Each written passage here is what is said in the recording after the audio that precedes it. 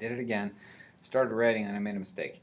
If u is equal to 3, 4 and v is equal to 1, 1, what I'm supposed to do is write u as a sum of vectors parallel to v and perpendicular to v. So I started off by trying to find the projection of u onto v.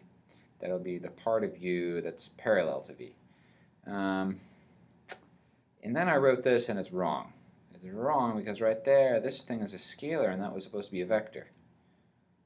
So I'll cross it out and we'll walk through what I got wrong. What I meant to say was that the projection of u onto v is the same stuff, u dotted with v divided by the magnitude of v, so that is u dotted with the direction of v, but then I also want the direction of v in there. Okay. No, not a dot product here. So what do? I'll absorb that accidental dot right there into a parentheses. So this thing in the parentheses is a scalar, and then this thing outside is a vector. So that's going to be the length, and this is going to be the direction of some vector. Okay, so u dotted with, once again, the direction of u onto v should be in the direction of v. And so here it is, the direction of v.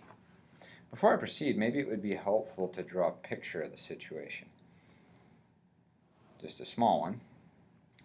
Okay, so u is 3, 4, 1, 2, 3, 1, 2, 3, any more, 4. And there we go, about there, 3, 4. So u looks like that. All right, there you are, u. While v is 1, 1. 1, 1 comes to about there. Okay, so the idea is there is some line that I would obtain if I extended v, here, v, indefinitely in both directions, and the part of u that lies along that is this. So that vector that goes from the origin out to there is the projection of u onto v. So here's u, you project it onto v. Okay, so let's see what that looks like. It should be in the direction of v, and hence it's some scalar multiplied by the direction of v. I already did this calculation, 7 over square root of 2, and then this one, that's, see, v is 1, 1, divided by its magnitude, 1 over square root of 2. Oh, I get to get rid of all those square roots, good. This is 7 halves in the first component, 7 halves in the second component.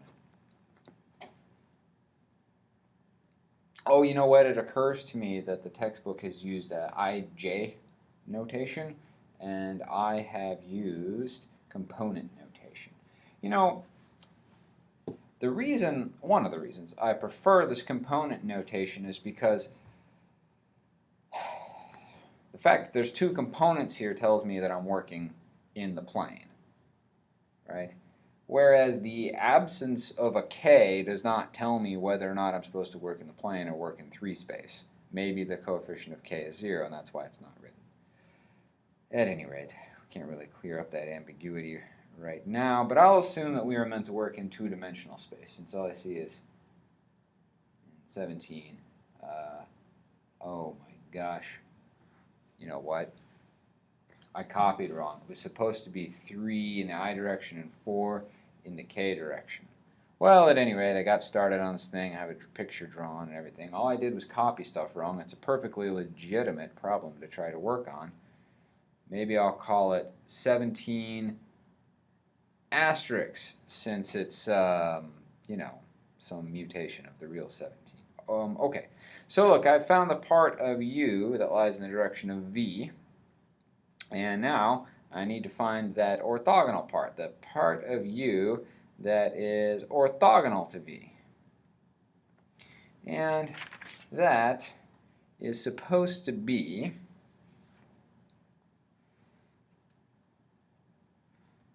this, u minus the part that is parallel to v. That is to say, the projection of u onto v. So this is going to be u minus all the parts of u that are in the direction of v. So u minus the part that's in the direction of v will give us something perpendicular. Okay, so that is 3, 4 minus 7 halves, 7 halves. So 7 halves is 3 1/3. If you take 3, subtract 3 1/3 from it, you get negative 1/3.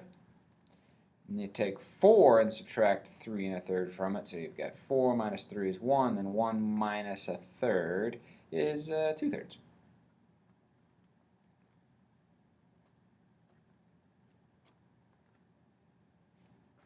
And let's just verify real fast that this is perpendicular to v. It's not, is it? Oh my, what? How did? Oh my goodness, people. Okay, let's see. 6 halves minus 7 halves is negative 1/2. Maybe it wasn't the best day to make videos. 8 halves minus 7 halves is positive 1/2. I see. Okay. Now if I take the dot product of this with v, then let's see. Negative 1/2, 1/2, dotted with v, 1, 1, is 1/2, or with a negative sign, plus 1/2. Is equal to 0, so this guy really is orthogonal to v. And finish this off, 3, 4 should be equal to the part that lies along v, 7 halves, 7 halves, plus the part that's perpendicular, minus 1/2, 1/2. Let's take a look to see if that's the case. 7 halves minus 1/2 is 6 halves, which indeed is 3. 7 halves plus 1/2 is 8 halves, which indeed is 4. So, there I have it. The part that lies in the direction of v, something that's just a multiple of 1, 1, and then some part that's orthogonal to 1, 1. You can see that pretty clearly.